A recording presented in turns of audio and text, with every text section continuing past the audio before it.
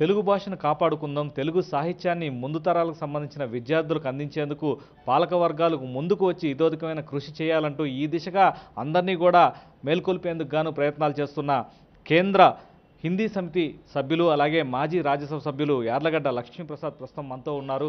ఆయన రాష్ట్ర ప్రభుత్వం మీద ఒత్తిడి తీసుకొచ్చే ప్రయత్నం చేస్తున్నారు. తెలుగు విశ్వవిద్యాలయానికి సంబంధించిన సంస్థలన్నింటినీ కూడా ఆంధ్రప్రదేశ్ రాష్ట్రంలో ఏర్పాటు చేయడానికి ప్రభుత్వం ఇంకా కూడా ముందుకు రాని పరిస్థితుల్లో ఆ ప్రభుత్వం మీద ఒత్తిడి తీసుకొచ్చేందుకు గాను తెలుగు సాహిత్య భాషాభిమానులందరినీ కూడా కదిలిస్తూ ఆయన ప్రభుత్వం మీద ఏ రకమైన పోరాటం చేస్తున్నారో ప్రస్తుతం మనతో మాట్లాడడానికి వైఎల్పీ గారు మనతో ఉన్నారు. సార్ చెప్పండి, ఈ రాష్ట్ర ప్రభుత్వం తెలుగు భాషకు సంబంధించిన ఇన్స్టిట్యూషన్స్ని ఏర్పాటు చేయడంలో ఎందుకో కొంత నిర్లక్ష్యంగా వ్యవహరిస్తుందనే అపవాదు కూడా అన్ని వర్గాల నుంచి కూడా వ్యక్తమవుతుంది. దీనికి సంబంధించి మీరు ప్రభుత్వం మీద ఏ రకమైన ఒత్తిడి తీసుకొచ్చే ప్రయత్నం చేయబోతున్నారు? అంటే ప్రభుత్వం మీద పోరాటం అనేటువంటి పెద్ద మాటలు నేను మాట్లాడలేను, కానీ నేను రాజకీయాలు వదిలేసేసి 2002లో రాజ్యసభ అయిపోయిన తర్వాత నేను రాజకీయాలు వదిలేశాను. యూనివర్సిటీలో మళ్ళీ చేరి పాఠాలు చెప్పడం మొదలుపెట్టాను. అకాడమిషియన్గా హిందీ తెలుగు భాష రెండింటికి సంబంధించి ఏం సేవ చేయగలం మనం అనేటువంటి కార్యక్రమంలో నేను ఉన్నాను. అయితే సరే, మన రాష్ట్రం రెండుగా విడిపోవటం, మనకి మళ్ళీ ఇక్కడ రాజధానిగా ఆంధ్రప్రదేశ్ రాష్ట్రం మనం ప్రత్యేకంగా రావటం, సరే టీచింగ్ ప్రాబ్లమ్స్ ముందు మనకి రాజధాని ఏర్పరచుకోవాలి, లేకపోతే ఇన్ఫ్రాస్ట్రక్చర్ చూసుకోవాలి, ఎన్ని సమస్యలు ఉన్నాయి ప్రభుత్వానికి. నేను దాని గురించి ఏమి ప్రభుత్వాన్ని ఇక్కడ పెద్దగా విమర్శించే పనేం లేదు, వాళ్ళ పనేది వాళ్ళు చేసుకుంటున్నారు. అయితే నా బాధ ఏమిటంటే, ఇవాళ అధికారంలో ఉన్నటువంటి పార్టీ, రాజకీయ పార్టీ ఏదైతే ఉందో తెలుగుదేశం, దాని యొక్క పునాది ఏమిటంటే తెలుగు భాష సంస్కృతులు, తెలుగువారి ఆత్మగౌరవంతో ఏర్పడినటువంటి పార్టీ ఇది. ఎన్టీ రామారావు గారు తెలుగువారి ఆత్మగౌరవం కోసం ఈ పార్టీని స్థాపించడం కానీ, ప్రభుత్వాన్ని స్థాపించడం కానీ, తర్వాత చంద్రబాబు నాయుడు గారు ముఖ్యమంత్రి అవ్వడం కానీ, ఇదంతా బాగానే ఉంది, అంత హాయిగా తెలుగు వాళ్ళు బాగానే ఉంది. అయితే ఇక్కడ వచ్చినటువంటి ఇబ్బంది ఏంటంటే, దాదాపు సంవత్సరంన్నర గడిచిపోయింది మనకు ప్రత్యేక రాష్ట్రం వచ్చి. అమరావతి రాజధాని తెలుగు సంస్కృతి ప్రతిబింబించేటట్టు పెడుతున్నామని చెప్పి ఇక్కడ నాకు అనిపిస్తుంది ఏంటంటే, ఈ ప్రభుత్వానికి సంబంధించినంతవరకు ముఖ్యమంత్రి గారి స్పీచ్ చాలా బాగుంది, కానీ దాని ట్రాన్స్లేషన్ బావాలి, అనువాదం బాగాలంటే. అనువాదం అంటే ఆయన చెప్పినటువంటి విషయాల కింద అమల్లోకి వచ్చేటప్పుడు ఇక్కడ శూన్యంగా కనపడతా ఉంది. ఉదాహరణకు మీకు అమరావతిని పేరు పెట్టారు. అమరావతిని పేరు ఎందుకు పెట్టామంటే అది మన తెలుగు వారి యొక్క ప్రాచీన రాజధాని, దాని చరిత్ర అంతా చెప్పారు. సరే, మన ప్రాచీన వారసత్వ సంపదను కాపాడేటువంటి సదుద్దేశంతో పెట్టారు. సరే, అందరూ హర్షించారు, అంతా బాగానే ఉంది. కానీ ఆ శంకుస్థాపన బోర్డు పీపుల్స్ క్యాపిటల్ అని చెప్పని, ప్రజా రాజధాని అని చెప్పని దాని బోర్డు తీసుకెళ్ళి ఇంగ్లీష్లో పెట్టారు. మొత్తం అంతా కూడా శంకుస్థాపన బోర్డు అంతా ఇంగ్లీష్లో పెట్టారు. తర్వాత నిన్నగాక మొన్న ఆచార్య రంగా గారి విశ్వవిద్యాలయం మన దానికి ప్రారంభోత్సవం చేసి గుంటూరు లాంఫామ్లో దానికి కూడా శిలాఫలకం అన్నీ కాట పెట్టారు. అంటే మన అధికార భాష తెలుగును అమల్లో మన రాష్ట్ర ప్రభుత్వం చేస్తున్నటువంటిది శూన్యం అని చెప్పక తప్పదు. ఇక్కడ తెలుగు యూనివర్సిటీకి సంబంధించి చాలా ప్రధానమైనటువంటి అంశం ఏమిటంటే, భాషాపరంగా ఒక విశ్వవిద్యాలయం ఏర్పడటం అనేటువంటి విషయంలో ప్రపంచం మొత్తం మీద రెండో విశ్వవిద్యాలయం తెలుగు విశ్వవిద్యాలయం. తమిళనాడులో తమిళ విశ్వవిద్యాలయం వచ్చిన తర్వాత, ఎన్టీ రామారావు ముఖ్యమంత్రి వచ్చిన తర్వాత ప్రొఫెసర్ ఆచార్య దోణప్ప గారిని అధ్యక్షులుగా తెలుగు విశ్వవిద్యాలయాన్ని స్థాపించారు. సరే, అది చాలా 3 పువ్వులు 6 కాయలుగా అది విస్తరిస్తూ ఉంది. వరంగల్లో ఒక కేంద్రం, హైదరాబాదు ప్రధాన కేంద్రం, మన రాజమండ్రి, మన శ్రీశైలము, మన కృష్ణా జిల్లా కూచిపూడిలో కేంద్రాలుగా చక్కగా పీఠాలు కొనసాగుతున్నాయి. రాష్ట్రం విడిపోయిన తర్వాత ఈ 10th షెడ్యూల్లో ఉన్నటువంటి ఒక సంస్థల్లో ఈ తెలుగు విశ్వవిద్యాలయం కూడా ఒక సంస్థ. అయితే ఏమైంది, గత జూన్ నెలలో 2015 జూన్ నెలలో తెలంగాణ ఎంపీ గారు శ్రీమతి కవిత గారు ఒక ప్రకటన చేశారు. ఆచార్య రంగా విశ్వవిద్యాలయాన్ని ఏ విధంగా అయితే మేము ఆచార్య జయశంకర్ విశ్వవిద్యాలయంగా మార్చేసుకుని మా వరకే పరిమితం చేసుకున్నామో, అదేవిధంగా పొట్టి శ్రీరాములు తెలుగు విశ్వవిద్యాలయాన్ని కూడా ఆంధ్రప్రదేశ్తో మాకేమీ సంబంధాలు ఉండవు, మేము దాన్ని కేవలం మా తెలంగాణకు పరిమితం చేసుకుని దాని పేరు కూడా మేము సురవరం ప్రతాప్ రెడ్డి గారి పేరు పెట్టుకుంటామని ఆవిడ ప్రకటన చేశారు జూన్లో. వెంటనే నేను ఈ విషయాన్ని మన విద్యామంత్రి గారి దృష్టికి తీసుకెళ్ళి ఏం చెప్పానంటే, మన ఎన్జీ రంగా విశ్వవిద్యాలయం బోర్డు పీకేశారు, మన వాళ్ళు అక్కడ గుంటూరులో యూనివర్సిటీ పెట్టుకుంటున్నారు. అదేవిధంగా మన రాజమండ్రి, శ్రీశైలము, కూచిపూడి 3 కేంద్రాలు, 3 పీఠాలు ప్రత్యేకంగా మన తెలుగు వాళ్ళం, మన పొట్టి శ్రీరాములు తెలుగు విశ్వవిద్యాలయాన్ని రాజమండ్రిలో ఏర్పాటు చేసుకుంటే బాగుంటుందని చెప్పాను.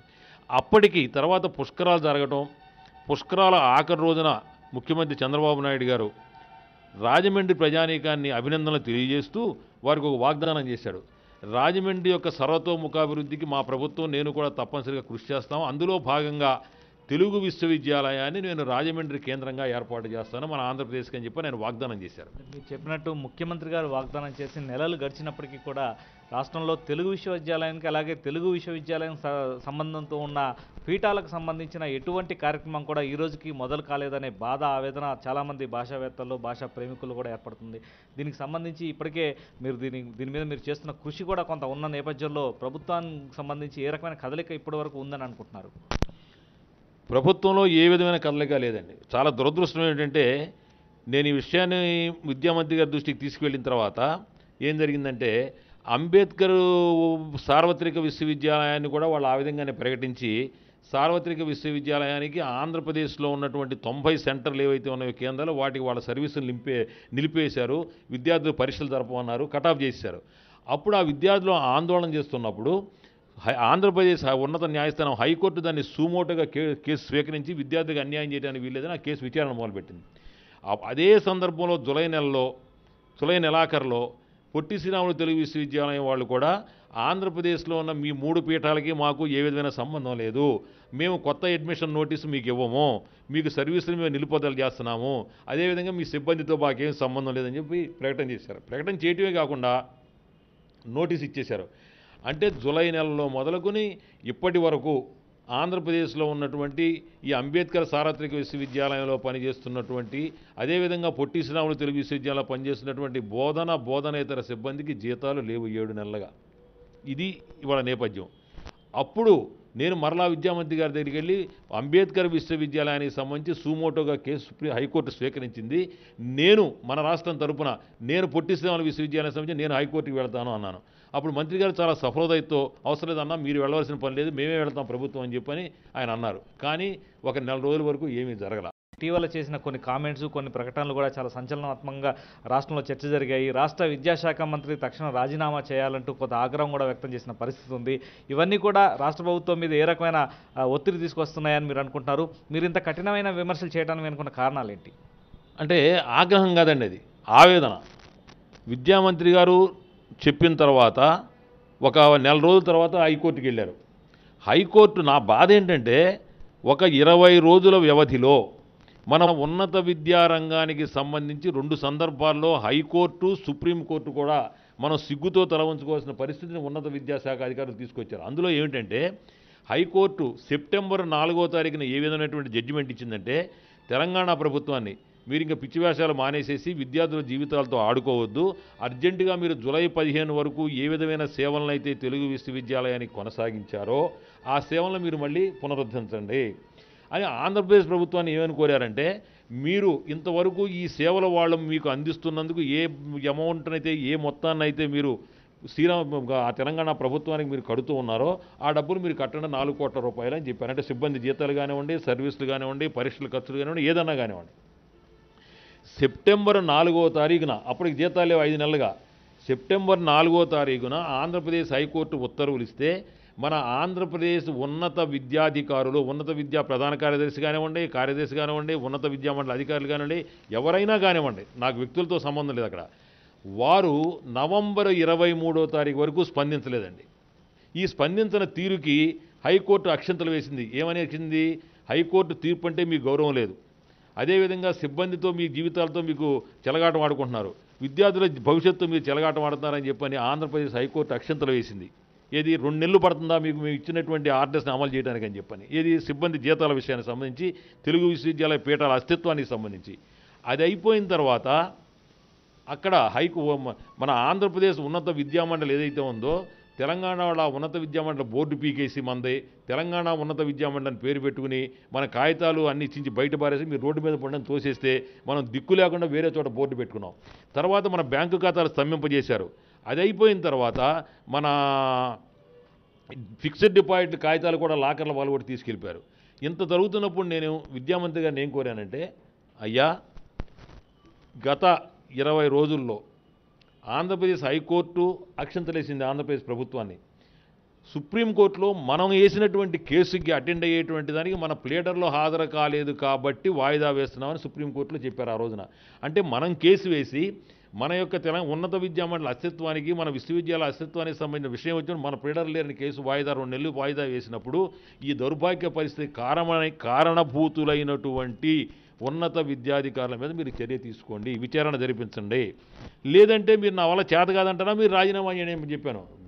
నాకు విద్యామంత్రి గంటా శ్రీనివాసరావు మీద నాకేమి వ్యక్తిగతమైనటువంటి అభిప్రాయ భేదం లేవు. ఆయన నాకు చాలా మంచి మిత్రుడు, నాకు ఆత్మీయుడు. ఆయన చాలా సహృదయుడు, సంస్కారం ఉన్నవాడు, సరస్సుడు కూడా ఆయన బాగా. అటువంటి వ్యక్తి ఎందుకు దీనికి ఇంత స్పందించలేకపోతున్నాడు? ఇవాళ చూస్తే నాకు ఆశ్చర్యం వేసింది. ప్రైవేటు విశ్వవిద్యాలయ బిల్లు కోసం తహతహలాడిపోతున్నారు. అంటే ప్రైవేటు విశ్వవిద్యాలయాలు స్థాపించి ఎక్కడో ఉన్నటువంటి విదేశీని తీసుకొచ్చి ఇక్కడ ప్రైవేటు విశ్వవిద్యాలయాలు స్థాపిస్తున్నాము అన్నారు. ఓకే, మీ ఆలోచన మీ సంతోషం. ప్రైవేటు విశ్వవిద్యాలయాలు స్థాపించేటువంటి వాళ్ళు ఆంధ్రప్రదేశ్ ప్రజానీకానికి సేవ చేయడానికి వచ్చి ప్రైవేటు విశ్వవిద్యాలయాలు స్థాపిస్తారా? వాళ్ళు వ్యాపారం కోసం స్థాపిస్తారా? సరే, ఇక్కడ ఉన్నటువంటి క్రీమ్ని అంతా చదివిస్తాము. ఎస్సీ బీసీ విద్యార్థులు వాళ్ళు మెరిట్లో ఉంటే రిజర్వేషన్ లేకుండా ఈ విశ్వవిద్యాలయాల్లో ప్రతిభ ఉంటే మేము ఫీజులు కడతా ఉన్నారు. సరే, అవి మీ తిప్పలే మీరు పండి, అవి నా కాదు, నా బద్ద. ఎన్టీ రామారావు వారి మానసపుత్రిక అయినటువంటి తెలుగు విశ్వవిద్యాలయం భారతదేశంలో మొట్టమొదటి ఆ సార్వత్రిక విశ్వవిద్యాలయాన్ని స్థాపించింది మన ఆంధ్రప్రదేశ్లో. ప్రొఫెసర్ జి రామిరెడ్డి గారు వైస్ ఛాన్సలర్గా స్థాపిస్తే అప్పుడు ఇందిరాగాంధీ గారు ఆంధ్రప్రదేశ్లో సార్వత్రిక విశ్వవిద్యాలయం చాలా బాగా చేస్తుందని చెప్పని నేషనల్ ఓపెన్ యూనివర్సిటీ కూడా రామిరెడ్డి గారిని ఆవిడ వైస్ ఛాన్సలర్గా తీసుకెళ్లారు. అంత గౌరవం ఉన్నటువంటి 2 మన విద్యా సంస్థలు భ్రష్టు పెట్టిపోయి అస్తిత్వం లేకుండా పోతా ఉంటే మీకు చీమ గుట్టినట్టయినా పట్టలేదనేది చాలా దురదృష్టమైన సంఘటన. ఈరోజు జీతాలు లేవండి. ఇవాళ నేను తర్వాత రాజమండ్రిలో చైతన్య దీక్ష చేశాను, మళ్ళీ కూచిపూడిలో మేలుకొలుపు దీక్ష చేశాను. నేను నిరసన దీక్ష చేయాల, నేను రాజకీయ నాయకుడిని కాదు, నేను ఈ ప్రభుత్వానికి వ్యతిరేకం కాదు. నేను ఈ ప్రభుత్వం చేస్తున్నటువంటి ప్రజా వ్యతిరేకమైనటువంటి పనులకు మాత్రమే నేను వ్యతిరేకం, దాన్ని మాత్రమే సరి చేసుకోమని చెప్తున్నా. నేను ఈ విషయాన్ని ఆప్తవాక్యంగా చెప్తున్నాను, వింటే సంతోషం, వినకపోతే ఎన్నికలు వస్తే ప్రజలు చూసుకుంటారు. అదంటే కూడా అంతే. విద్యామంత్రి గారితో నాకేం తగాదా లేదండి. విద్యామంత్రి గారు మా విశాఖ ఉత్సవం బ్రహ్మాండంగా చేస్తాడు. మా విశాఖపట్నం సంబంధించిన ఏ పనులైనా చాలా వేగంగా చేసేస్తాడు. మాకు మొన్న మ్యూజియం కడితే చాలా వేగంగా చేయించాడు, మళ్ళీ ఇంకో మ్యూజియం పెట్టబోతుంటే చాలా వేగంగా పనులు చేస్తున్నాడు. నా బాధ ఏంటంటే ఇప్పుడు మీరు మా విద్యామంత్రి గంటా శ్రీనివాసరావు అన్ని ప్రభుత్వ శాఖల్లో బ్రహ్మాండంగా పనిచేస్తున్నాడు, అసలు ఇంట్లో పని చేయట్లా. నేనేమంటానంటే, నువ్వు అమ్మకి అడుగులంగా లేదురా బాబు అని మేము ఏడుస్తుంటే మేము పెద్దమ్మ పొట్టి చీర కొంటామని చెప్పని నేను అంత విశ్వవిద్యాలయాలను పట్టుకొస్తాను, ప్రైవేటు విశ్వవిద్యాలయాలని, విదేశీ విశ్వవిద్యాలయాలను పట్టుకొస్తూ ఉంటావు. డిప్లొమా ఇన్ జపనీస్ భాష పెడతా ఉంటారు, డిప్లొమా ఇన్ ఫ్రెంచ్ భాష పెడతా ఉంటారు. బాగానే ఉంది, 100 భాషలు పెట్టినాయి. ముందు అమ్మ భాష ఏది, తెలుగు భాష సంగతి పరిస్థితి ఏంటి? నా గొడవ అది. ఏంటంటే ఎన్టీ రామారావు గారి మానసపుత్రిక, తెలుగువారి ఆత్మగౌరవానికి ప్రతీక అయినటువంటి తెలుగు విశ్వవిద్యాలయం, తెలుగువారి ప్రతిష్టకి మూలస్తంభమైనటువంటి అంబేద్కర్ సార్వత్రిక విశ్వవిద్యాలయం, ఈ రెండింటి యొక్క జీతాలు అర్జెంటుగా వాళ్ళ సిబ్బంది జీతాలు ఇప్పించి వాటి అస్తిత్వాన్ని మీరు వెంటనే కనుక చూడకపోతే మీరు ఎన్ని చేసినా వ్యర్థం. మీరు ఎన్ని చేస్తే మీరు సమర్థులు. మీరు కనుక ఆ అధికారుల మీద చర్య తీసుకుని వీటి మీద కనుక మీరు దృష్టి పెట్టకపోతే మీరు అసమర్థుడు. ఈ విషయంలో అంటానికి నాకు ఎటువంటి మొహమాటం లేదని చెప్పి మాత్రం చెప్తాను.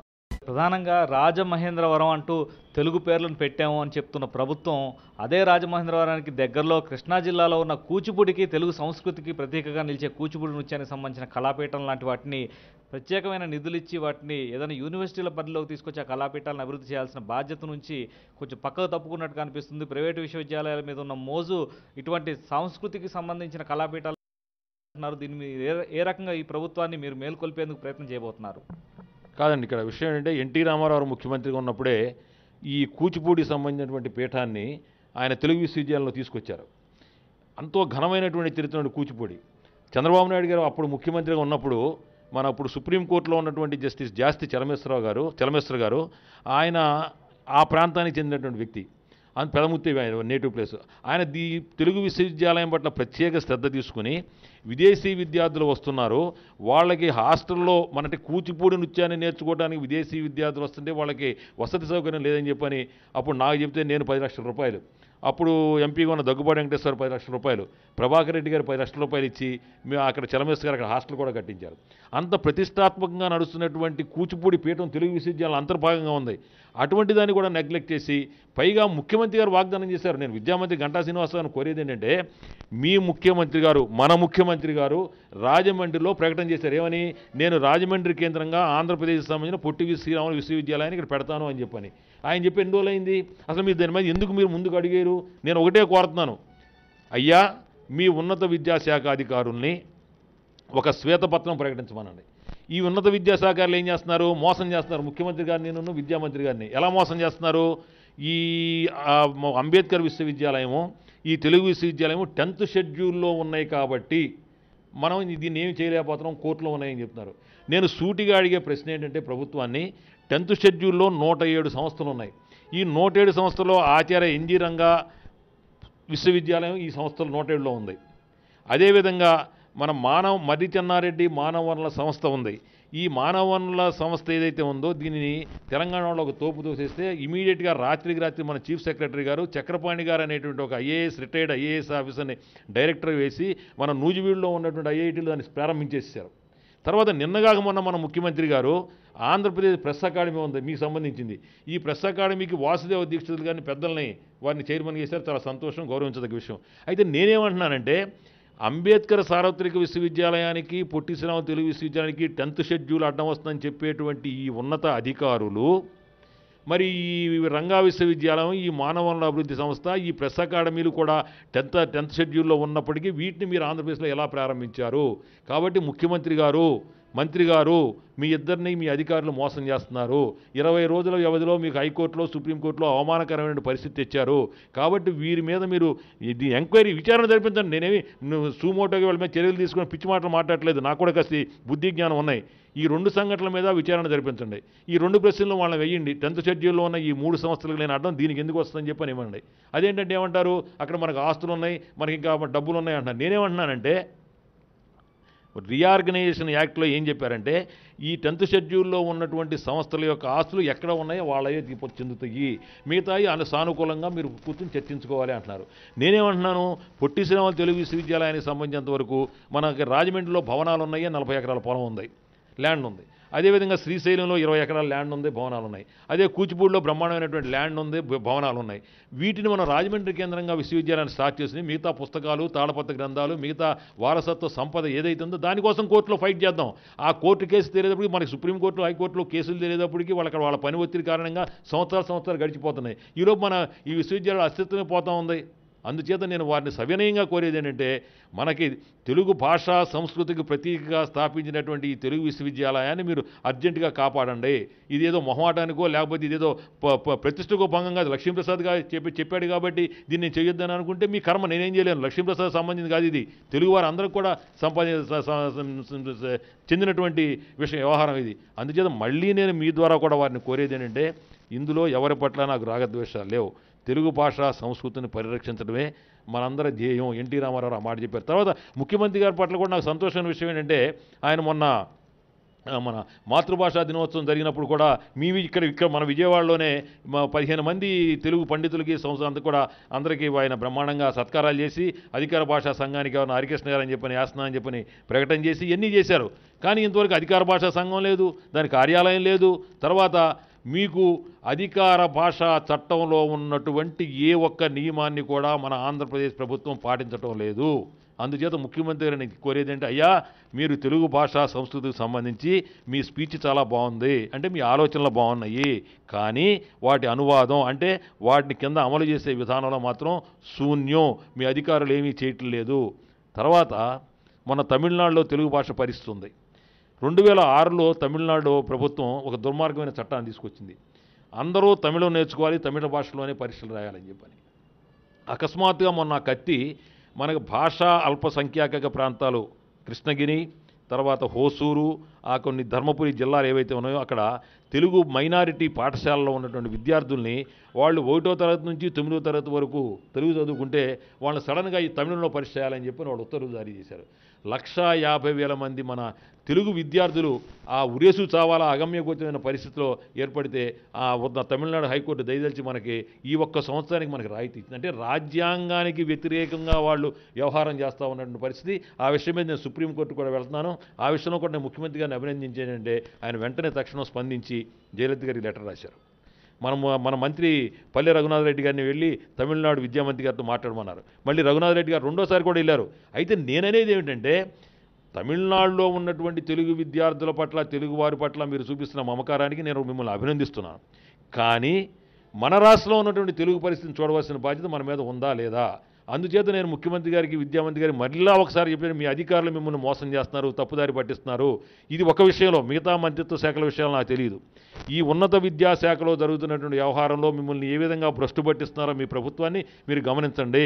దీనికన్నా మీరు గమనించకపోతే మిమ్మల్ని వీళ్ళు ముంచేస్తారు అని చెప్పని నేను హెచ్చరిస్తదలుచుకున్నాను. సవినయంగా ఆప్తవాక్యంగా చెప్తున్నాను అంతే. తెలుగు భాషకు పరిరక్షణకు సంబంధించి రాష్ట్రానికి అవసరమైన ప్రతిష్టాత్మకమైన సంస్థల విషయంలో ప్రభుత్వం వెంటనే మొద్దునిద్రను వీడి వెంటనే చర్యలు చేపట్టాల్సిన అవసరం ఉందని హిందీ జాతీయ సమితి సభ్యులు యార్లగడ్డ లక్ష్మీప్రసాద్ చెప్తున్నారు. ఈ విషయంలో ప్రభుత్వాన్ని మేల్కొల్పేందుకు ఇప్పటికే మేలుకొలుపు అలాగే చైతన్యం పేరుతోటి 2 నిరసన దీక్షలు కూడా నిర్వహించాను. వీటి ద్వారా అయినా ప్రభుత్వంలో చలనం కలుగుతుందనే ఆశాభావాన్ని కూడా వ్యక్తం చేసినప్పటికీ కూడా ఇంకా ప్రభుత్వంలో దీని మీద చర్యలు తీసుకునే దిశగా ముందుకు కదిలే ప్రయత్నం కూడా కనిపిస్తున్న నేపథ్యంలో ఇప్పటికైనా ప్రభుత్వం వెంటనే కళ్ళు తెరవాలని ఆయన కోరుతున్నారు. వీడియో జర్నలిస్ట్ దాస్తో రాజా రమేష్, సాక్షి టీవీ, విజయవాడ.